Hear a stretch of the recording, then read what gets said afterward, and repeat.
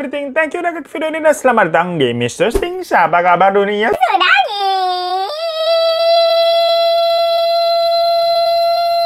Lah.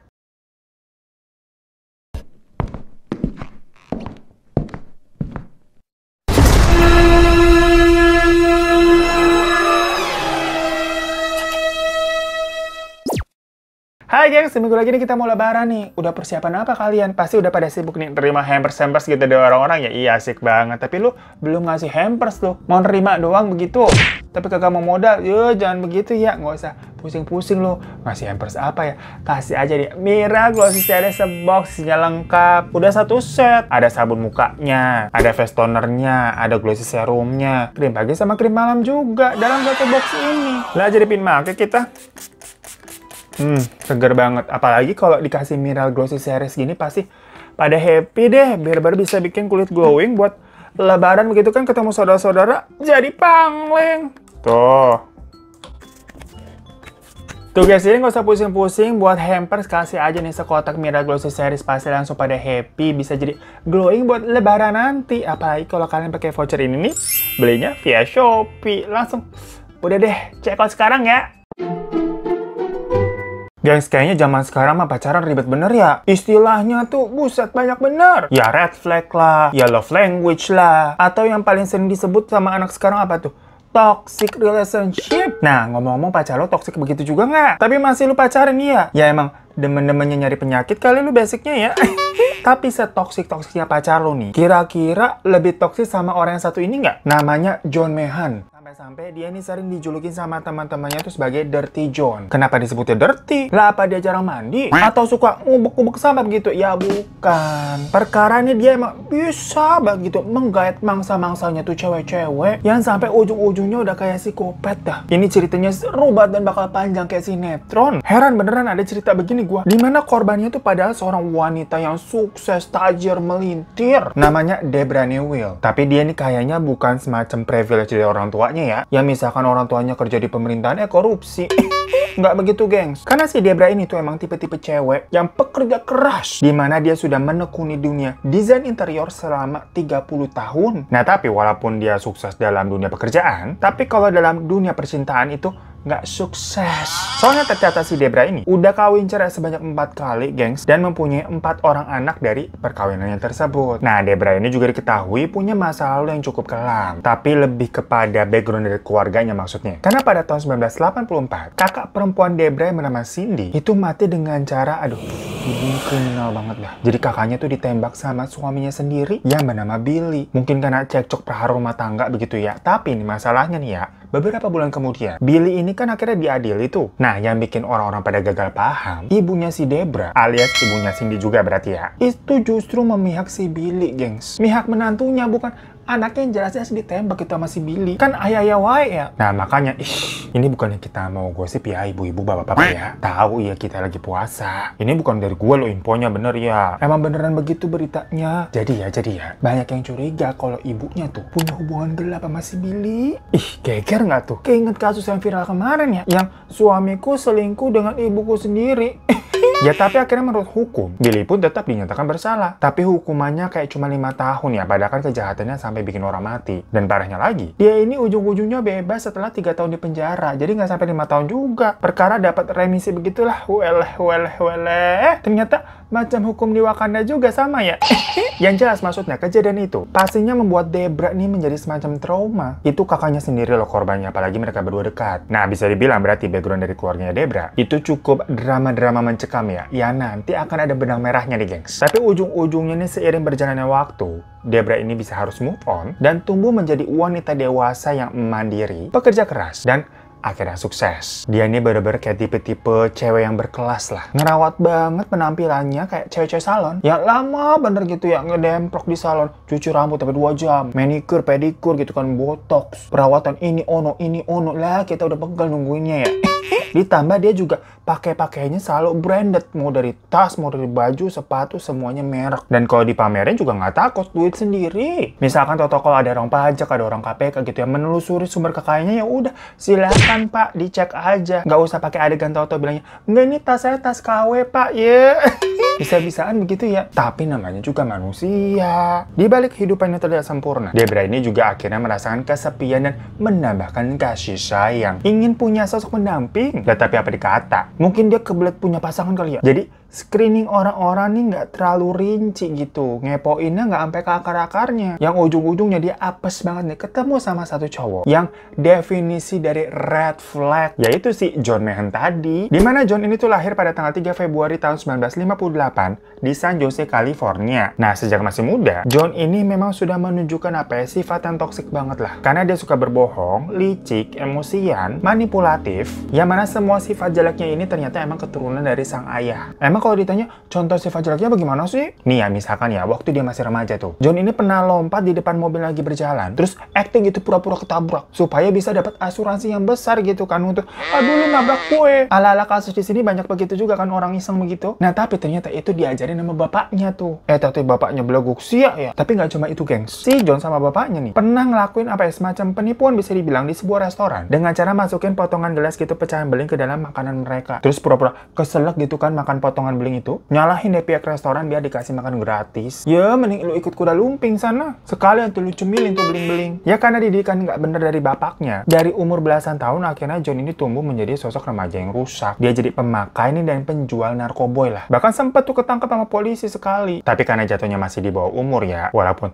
transaksi barang haram begitu ya hukumannya meringan. Nah, walaupun juga nih bangor banget bocah satu ya, si John ini akhirnya tetap tuh lanjut kuliah dan lulus di tahun 1988 dari University of Arizona sebagai sarjana seni. Abis itu, John lanjut lagi kuliah hukum di Universitas of Dayton. Nah, di masa-masa perkuliahan itulah dia ini mendapatkan julukan Dirty John dari teman-temannya. Karena kata temannya, si John ini bisa banget dan mulutnya deh tuh merayu dan memanipulasi cewek-cewek yang dia mau. Ibarat kata buaya darat kelas kakap. Selain jago ngomong ya, memang secara fisik, John ini termasuk cowok-cowok yang good looking sih. Badannya tinggi tegap, matanya warna hazel green begitu kan, jarang-jarang orang begitu ya. Kagak pakai softline yang 50.000 di Shopee, enggak, beneran matanya asli. Terus rambutnya hitam tebal dan senyumnya kayak apa ya, terlihatnya friendly gitu kalau baru ketemu. Jadi ya, cewek-cewek ini gampang banget kemakan gombalannya si John. Namanya juga keadilan bagi rakyat good looking ya.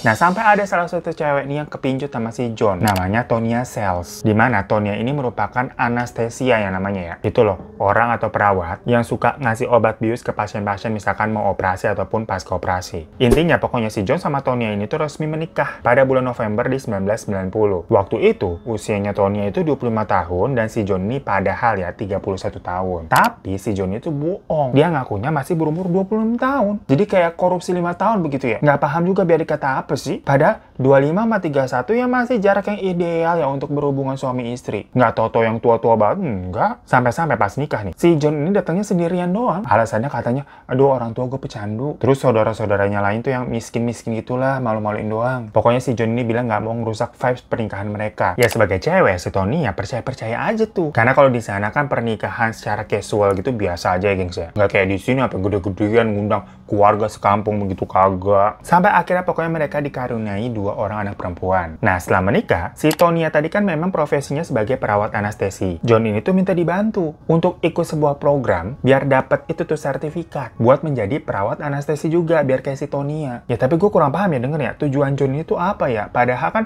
pertama dia kuliah jurusan seni, kedua hukum, toto kok pengen menjadi perawat anestesi. Apalagi dia ini mantan pemakai. Kok bisa-bisanya akhirnya dia lulus mendapatkan sertifikat menjadi perawat anestesi. Yang berarti itu dia berkecimpung di bidang obat-obat bius juga dong. Ya anyway, pokoknya ya, setelah 10 tahun menikah, sikap John ke Tonya ini tuh mulai berubah. Dia mulai kasar dan akhirnya bercerai. Tapi dari situ si Tonya ini udah mulai curiga kalau kayaknya ada yang nggak beres memang dengan suaminya. Makanya setelah 10 tahun ya kayak curiganya telat lu. Tonya baru mencari tuh kontak buat ngehubungin ibunya si John yang bernama Dolores. Dan akhirnya mereka ngobrol-ngobrol tuh di telepon. Lah ibunya si John malah nge-spill semua kebohongan anaknya. Kayak ibu-ibu rumpi gitu, bukannya nutupin aib anak ya. Ini dipancing dikit gitu kan, diajak rumpi dikit, lah bocor. Mulai dibongkar dah tuh. Dari umur aslinya si John sebenarnya berapa, terus nama panjangnya siapa, dan masa lalu John yang katanya pernah ditangkap polisi karena berhubungan dengan obat-obatan terlarang. Dibeberin tuh semuanya tuh. Ada gila-gilanya emaknya ya. Tapi ya bagus lah, karena setelah itu Tonya ini makin yakin kalau perubahannya sikap John ini itu kayaknya dia mulai ngobat lagi. Apalagi kan John sekarang punya akses ke obat-obat bius yang ada di rumah rumah sakit. Diubek-ubek tuh sama Tonya tuh barang-barangnya si John buat mencari bukti. Dan bener aja ketemu kalau ternyata banyak nih obat bius yang kemungkinan dipakai sendiri sama si John buat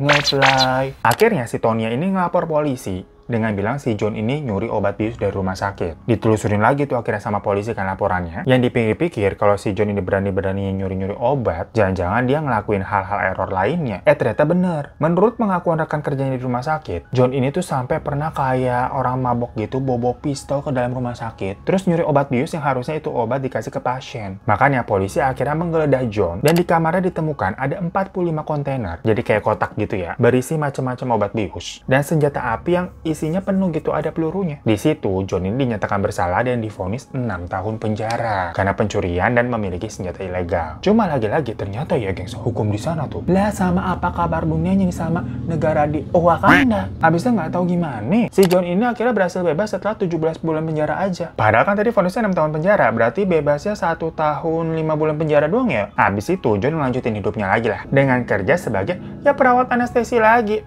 Lanjut aja langsung ke 10 tahun kemudian. Tepatnya di bulan Februari tahun 2014, John ini tuh bermasalah lagi. Dia ditangkap karena laporan seorang wanita yang merasa di-stalking nama si John. Jadi si wanita itu sebenarnya pasien di rumah sakit tempat John bekerja. Dia ini habis melakukan operasi otak gitulah, penyembuhan ada sakit apa gitu. Nah dari situ kenalan lah sama si John kan, karena si John ini bertugas ngasih obat bius sebelum dan pasca operasi si wanita itu. Nah mungkin karena euforia ketemu mulu ya, ada apa sih percikan-percikan jatuh cinta. Tapi sebenarnya si wanita itu udah punya suami, jadi ini juga ada gila-gila ini cewek nih. Nah si John emang deketin si wanita itu karena dia tahu ini cewek kayak keluarganya. Tapi gue nggak ngerti kenapa ya si John ini bisa-bisanya ngasih saran gitu kan, kayak mau ngerayu si ceweknya itu dengan bilang, rekening tabungan lo pindahin aja ke rekening gue. Lah, kan sarap ya. Kurang halus mainnya si John nih. Gara-gara itu si wanitanya merasa si John ini aneh dong. Makanya dia takut dan udahlah minta putus aja hubungan kita, lagi pula gue udah punya suami. Si cewek mikir, ini cowok kayaknya punya maksud nggak beres nih. Agak pinter ceweknya ya berarti ya, tapi ya. Tapi abis diputusin begitu, John ini malah ngancem.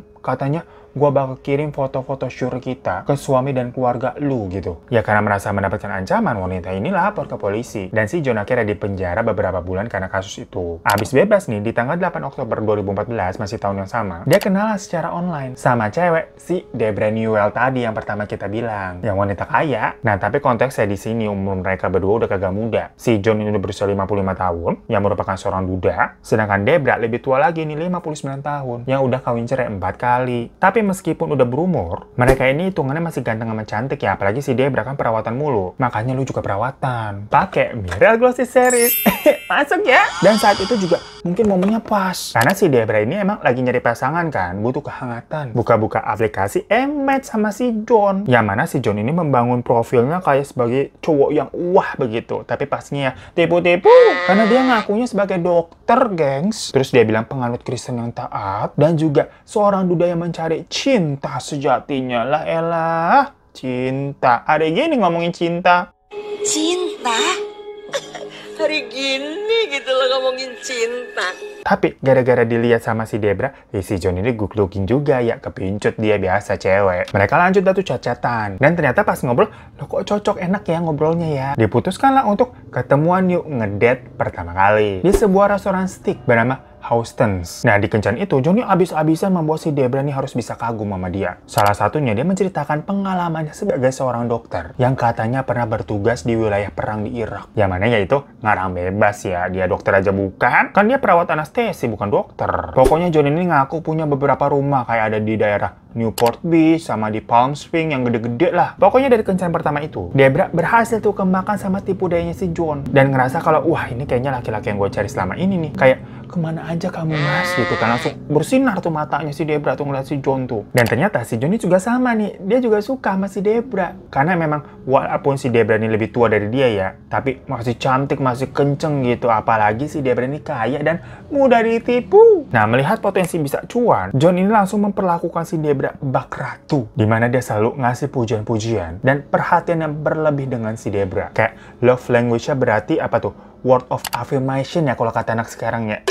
Susah banget ngomong begitu. Yang mana John ini sampai bilang kalau Debra ini wanita paling cantik sedunia. Dan kamu adalah cinta terakhirku yang kucari selama ini. Ya namanya juga lagi dibutakan cinta. Kalimat-kalimat begitu langsung ditelan mentah-mentah sama si Debra gitu. Iya begitu. Karena Debra jadi ngerasa happy sama semua perhatian dan omongan dari John. Diajaklah si John ke penthouse-nya, gengs. Begitu ngeliat penthouse-nya Debra begitu, gede banget kayak di sinetron-sinetron. Si John mungkin ngerasa dapat durian runtuh ya. Berasa kita pertama kali ngeliat rumahnya Musdalifah begitu kan di infotainment. Udah gede banget, cewek kaya nih begitu.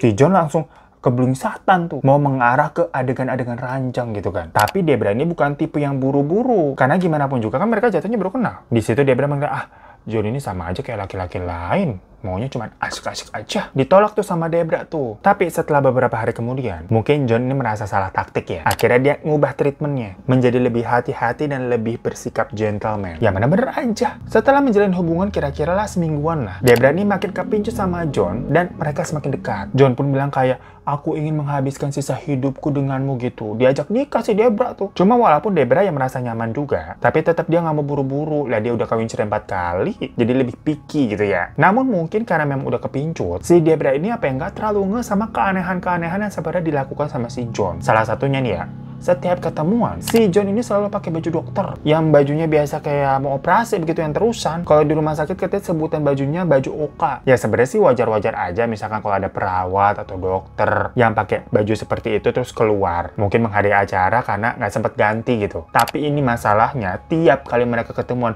pakai baju itu mulu. Apapun acaranya, bajunya itu. Sampai pernah nih, si Debra kan diundang nih kayak semacam acara charity. Yang charity sultan gitu yang mewah. Orang-orangnya berkelas semua. Ya dia ngajak si John buat nemenin. Si John datang-datang ucuk-ucuk nih. Datangnya pakai baju itu lagi. Lah dikata itu acara cosplay apa bagaimana? Kan kayak salto maksudnya, yang lain pada pakai rapi-rapi jas, pakai taksido, pakai dress. Lah kenapa tahu ada nakes nyasar? Kan nyentrik banget. Ganti dulu nah apa maksudnya? Pasti Debra nanya, kenapa kamu pakai baju ini lagi? Si John ini bilang, udahlah teman-teman kamu juga akan kagum ngelihat aku nih seorang dokter. Iya pede banget si John, yang ada lu digibahin. Gua kasih tahu aja ya teman-temannya si Debra tuh. Malah menganggap si John aneh. Pada bilang, ya masa iya ke acara formal nggak sampai sempet ganti baju banter 10 menit doang lu ke toilet. Cuma ya Debra tidak terlalu ambil pusing lah kalau masalah baju-bajuan. Dimana mereka semakin dekat sampai si John ini tinggal di penthouse-nya si Debra. Nah di situ sebenarnya ada anaknya si Debra yang bernama Jacqueline, berumur 24 tahun. Jacqueline ini anaknya tipe-tipe yang belak-belakan banget gitu mulutnya. Suka kagak disaring. Kritis gitu semuanya dikomentarin. Jadi tiap kali emaknya tuh bawa laki-laki misalkan ke penthouse, ada aja tuh dikritik sama si Jacqueline. Nah semenjak John nginep terus di penthouse, Jacqueline mulai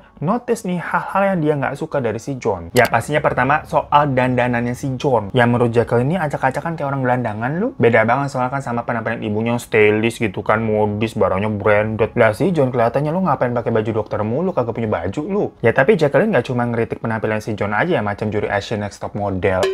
Tapi dia juga ngerasa nih kayaknya John ada yang aneh deh. Dia merhatiin tuh gerak-geriknya tuh. Dimana si John ini kayak suka ngeliatin perabotan-perabotan mahal macam patung, pajangan, kayak orang norak begitu, gengs. Udah gitu, si John ini juga kepo banget, suka buka-bukain lemari ibunya, maksudnya lemari si Debra, yang berisi tas-tas mahal sama jam-jam tangan. Padahal kan si John ini bapak-bapak, maksudnya ngapain lu ngepoin tas-tas cewek sama jam tangan cewek sih? Makanya si Jacqueline ngelaporin tuh ke emaknya tuh. Yang emaknya kan tiap hari pergi kerja ya, nggak kayak si John. Tapi Debra emang udah nyangka kalau anaknya si Jacqueline itu emang pasti nggak bakal suka sama si John. Karena ya pacar-pacar Debra sebelumnya juga dikomentarin mulu karena si Jacqueline yang mulutnya kagak disaring. Jadi sama si Debra nggak begitu digubris lah. Dianggap ya, ini udah kayak kemarin-kemarin juga lu ngomongin laki gue mulu. Nah tapi emang mengetahui hal itu, John ini kompor nih ke si Debra. Dia bilang, yaudah kita pindah aja yuk, nggak usah tinggal di penthouse, biar kita nih punya space berduaan aja terus. Kita sewa aja rumah lain. Ya namanya lagi Polininilop ya. Debra kemakan tuh sama omongan si John tuh. Dan akhirnya mereka pindah rumah. Dimana si Debra ini menyewa sebuah rumah di pinggir pantai Balboa Island di Newport Beach. Harga sewanya, gengs, itu sampai 6.500 USD per bulan. Atau berarti hampir 100 jutaan rupiah itu per bulan. Yang udah pasti semuanya dibayar sama si Debra. Nggak tanggung-tanggung lagi bayar. Si Debra langsung DP buat setahun udah jebret. Berarti sekitar 1,2 miliaran rupiah dah tuh. Lah duit segitu daripada nyewa lah. Di sini bisa kita beli rumah di BSD. Ya walaupun berarti John ini nggak ikut andil dalam masalah perduitan, tapi Debra tetap merasa bahagia. Karena John ini nge-treat dia tuh bak ratu banget di rumah. Dan yang paling sweet, John ini katanya bahkan mau megangin tasnya Debra tuh di tempat umum dibawain. Jadi Debra ngerasa beberapa si John ini husband material banget. Nah tapi selain si Jacqueline tadi tuh, Debra kan total punya 4 orang anak ya. Salah satunya nih ada anak perempuan lainnya bernama Tara. Sebenarnya menurut si Debra, Tara itu sifatnya lebih santuy, lebih ramah, dan nggak suka ngejudge orang lah. Beda sama si Jacqueline yang mulutnya gitu kan itu cabain. Jadi Debra ini maksudnya berharap ke Tara yang mungkin lebih bisa menerima si John. Nah saat itu sebenarnya Tara ini lagi di Las Vegas sama pacarnya. Menurut Debra berarti kan si Tara ini basicnya nggak judgmental ya orangnya ya. Tapi waktu mereka telepon-teleponan, si Tara ini denger emaknya kayaknya bangga-banggain si John banget. Si Tara ini malah komen, "Mam, kalau si John emang seperfect kayak yang kamu bilang, kenapa dia masih single?" Makanya nggak lama setelah diceritain sama mamanya, Tara sama pacarnya mutusin untuk nyamperin tuh ke rumah ibunya yang tadi disewaan, buat ketemu langsung mau ngeliat John kayak apa sih yang katanya cowok sempurna nih. Tapi pas Tara itu ngenalin dirinya, saya nih anaknya Debra, si John ini katanya reaksinya malah jutek. Kayak nggak suka ada anak Debra lainnya yang datang ngusik mereka. Dan menurut ceritanya si Tara, John ini kayak acting sosokan menjadi cowok macho yang pengen terlihat kuat begitu. Sampai-sampai soalnya ada adegan dia ngangkat kasur, tapi nggak mau dibantuin gitu, yang ternyata dia kagak kuat. Lah kan kayak Sri Mulat jatuhnya ya. Setelah Tara sama pacarnya tinggal di rumah ibunya beberapa hari, Tara nih sadar kayak si John itu kok dilihatnya sehariannya kayak cuman main video game doang. Jarang banget keluar rumah, katanya lu dokter, emang lu nggak punya kayak jadwal khusus. Ditambah lagi kalau lu beneran dokter, lu kok kagak punya mobil, gue lihat-lihat. Dokter apaan lu kagak modal? Sampai akhirnya si Tara nyelinap tuh ke kamar si John, ngoprek-ngoprek barangnya. Di situ dia nemuin sertifikat perawat atas nama si John, yang berarti dia ini bukan dokter dong, dia perawat. Tapi begitu tahu barangnya dioprek, John marah banget ke Tara sampai teriak-teriak gitu kan. Padahal di situ ada Debra juga. Dan parahnya si Debra cuman diem baik ngelihat anaknya dikasarin gitu sama cowok yang jelas-jelas bohong. Yang salah tuh si cowoknya. Nah di sini keinget nggak sama cerita yang tadi di awal? Waktu dulu tuh kakaknya si Debra tuh yang Cindy meninggal, ibunya kan gak ngebelain anaknya, malah ngebelain suaminya si Cindy. Nah kejadian lagi begitu gengs. Bisa begitu ya? Tapi John di situ berkilah. Dia bilang dia udah punya gelar PhD dan udah ikut pelatihan sebagai ahli anestesi. Jadi biar gampang dia ngaku sebagai dokter aja lah, soalnya orang suka nggak ngerti kalau dijelasin. Dan suka kate-kate aja biar gampang ngaku dokter. Belum aja lu dikeroyok sama persatuan dokter. Udah susah-susah tuh pada kuliah 5 tahun lebih. Bayarnya mahal, belum koas, belum ngambil spesialis sama tetek bengeknya. Enak aja lu biar gampang ngomongnya dokter. Malahan ya si John yang emang manipulatif nih, nuduh Tara sama Jacqueline itu emang kayaknya anak-anakmu tuh nggak mau ngeliat kamu bahagia gitu si Debra. Anak-anakmu tuh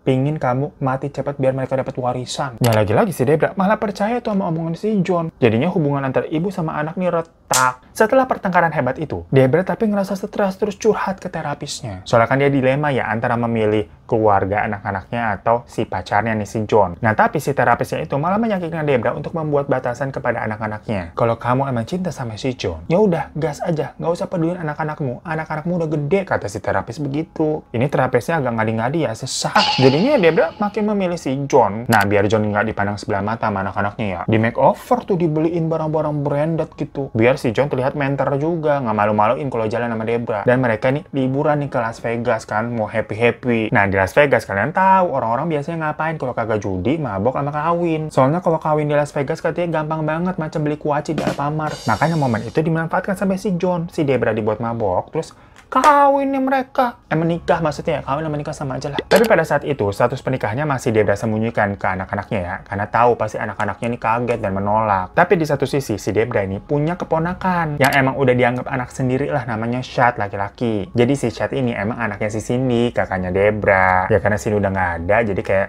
si Debra nih jadi ibunya dia lah. Awalnya si Chad ini akrab sama si John. Tiap kali main gitu kan ke rumahnya Debra, ya udah ngobrol bareng. Nggak cekcok tuh, nggak clash. Mungkin karena cowok ketemu sama cowok ya, beda sama Jacqueline sama Tara. Tapi lama-lama si Chad ini juga mulai curiga. Kalau si John emang dilihat-lihat tuh tiap hari ongkong kaki doang. Sedangkan si Debra pergi tuh keluar kerja nyari duit. Nah si Chad jadi curiga, apa jangan-jangan si John ini cuma mau hartanya si Debra doang. Ngadulah si Chad ke anak-anaknya Debra, terutama ke Jacqueline dan Tara. Yang ternyata Jacqueline sama Tara emang udah menyewa detektif buat ngelidikin si John nih, detektif swasta. Nah, dari laporan si detektif itu, dibilang tuh, si John nih ternyata pernah bangkrut, pernah masuk penjara, serta ijazah dia ya cuma sebagai perawat, nggak sampai dokter. Nah, mendapati temuan-temuan fakta tersebut, Chad ini langsung bilang tuh ke si Debra, dengan alasan kayak, Tante, aku nih udah pernah kehilangan ibuku. Dan Tante sekarang seperti ibuku sendiri. Jadi aku nggak pengen Tante kenapa-napa. Nah sekarang kalau aku bisa ngebuktiin si John itu orang yang nggak baik, dia tuh nggak pernah ke Irak, dia tuh tukang bohong. Malah pernah masuk penjara karena beberapa kasus. Apakah Tante akan berubah pikiran dan kembali ke anak-anak Tante? Debra nih ngejawab, kalaupun itu benar, aku nggak peduli. Karena aku cinta sama si John. Nih lo Debra, lu makan tuh cinta. Sebel banget ya kita udah cerita panjang begini ya.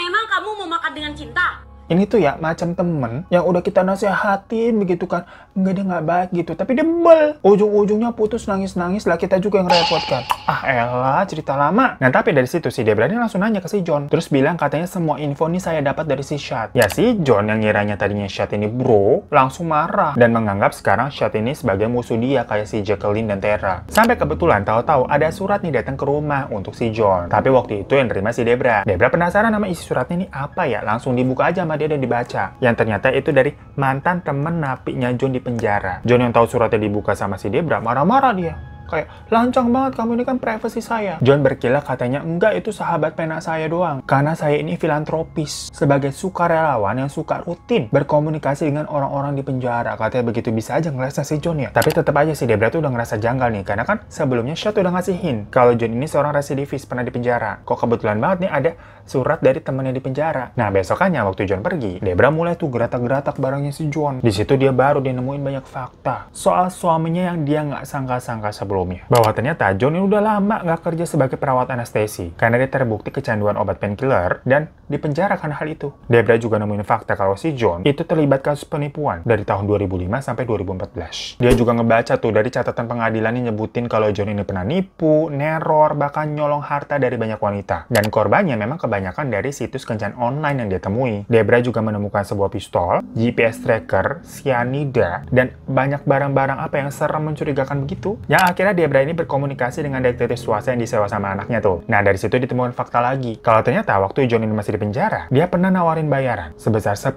US dollar kepada sesama napi buat ngebunuh 2 detektif yang lagi menginvestigasi kasusnya dia. Nah setelah tahu si John ini penuh kebusukan gitu ya, serem banget orangnya, Debra ketakutan karena kan sebelumnya dia udah trauma juga sama kasus kakaknya Cindy ya, yang ditembak sama suaminya sendiri. Lah ini si John ternyata juga punya pistol dan lebih serem daripada suaminya Cindy. Lagi-lagi kayak keulang kejadiannya macam deja vu, gengs. Semacam kejadian kakaknya ini beralih ke dia dan tapi lebih parah. Dari situ orang pertama yang Debra hubungi tadi tuh terapisnya untuk meminta obat anti anxiety karena dia beberapa tremor gitu, ketakutan banget. Habis itu dia hubungi pengacaranya untuk menghapus nama si John dari daftar ahli waris. Setelah itu dia berusaha diam-diam memindahkan barang-barang yang dibantu sama anak-anaknya dari rumah sewaan tadi tuh, sewaktu si John memang tidak ada di rumah. Nah waktu lagi beres-beres pindahan, mereka nemuin lagi tuh bukti-bukti yang makin aneh lagi soal si John. Misalnya ada printan nih berisi review cewek-cewek yang pernah dia kencani. Dan ternyata ada juga di situs datingpsychos.com, itu tuh isinya kayak orang-orang yang ngata-ngatain si John dari peringatan cewek-cewek biar nggak ketipu lagi nih sama orang kayak begini nih. Saking banyak korbannya, gengs. Ya karena Babar udah merasa tertipu dan kacau, si Debra nih telepon si John bilang, kita putus dan aku juga udah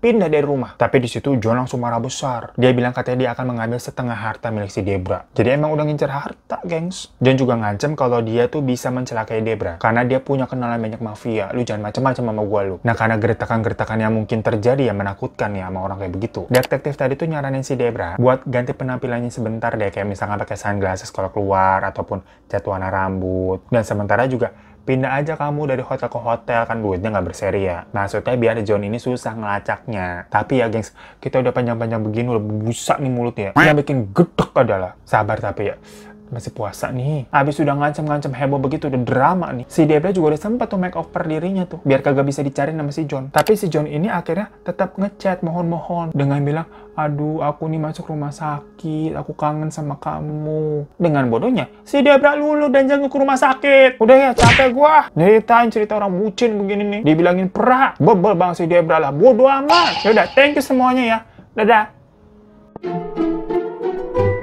Baru ingat puasa gitu, kita harus menahan emosi turun. Lanjutnya ya, setelah 3 bulan kemudian, John sama si Debra tuh balikan lagi deh. Tepatnya di bulan Juni 2015. John akhirnya mengakui ini masa lalunya, dan bilang katanya kalau Debra berhasil mengubah dirinya menjadi lebih baik. Jadi memang sebelumnya dia nggak berani jujur, karena takut Debra meninggalkan dirinya, dan Debra menerima John kembali. Bodoh amat, karena keluarga Debra pun apa lepas tangan. Udah nggak mau peduli mama satu itulah. Bodoh amat. Tapi yang membuat si Debra akhirnya goyah lagi nih ya, si John itu ngelarang si Debra untuk bertemu dengan anak-anaknya, terutama si Jacqueline. Dan ngancam kalau kamu sampai ketemu si Jacqueline akan kubunuh si Jacqueline itu. Yang ngerasa berarti nih si John masih nyeremin ya, sampai mau bunuh-bunuh anaknya katanya. Akhirnya di bulan Maret 2016, Debra ngajuin pembatalan pernikahan dan pergi meninggalkan si John. Karena itu, John terus-terusan nih ngirimin chat-chat ancaman, yang kemudian hal itu dilaporkan ke polisi oleh Debra. Karena ancamannya lama-lama dibuktikan sama si John. Dimana mobil Jaguar yang dipakai Debra buat kerja, itu dicuri. Dicurinya padahal itu mobil lagi parkir di kantornya si Debra. Tapi abis dicuri sama si John,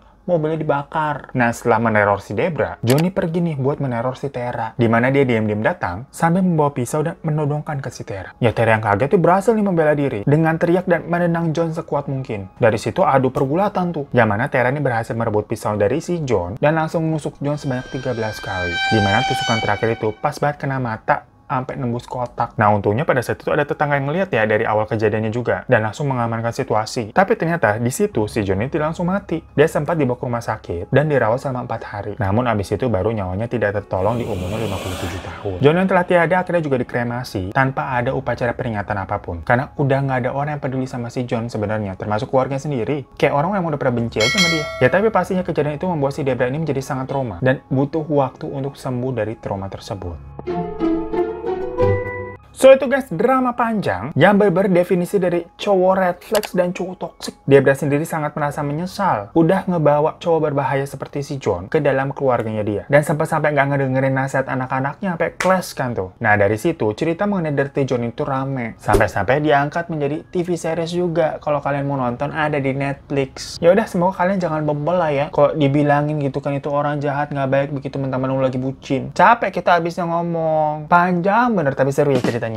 Ya mohon maaf ya kalau ada salah-salah kata. Udah, terima kasih semua yang nonton. Boleh minta subscribe di bawah buat yang belum. Kalau udah terima kasih banyak, minta klik like-nya juga. Ya udah, makasih, sampai jumpa lagi di kasus Mr. Ting selanjutnya. Assalamualaikum.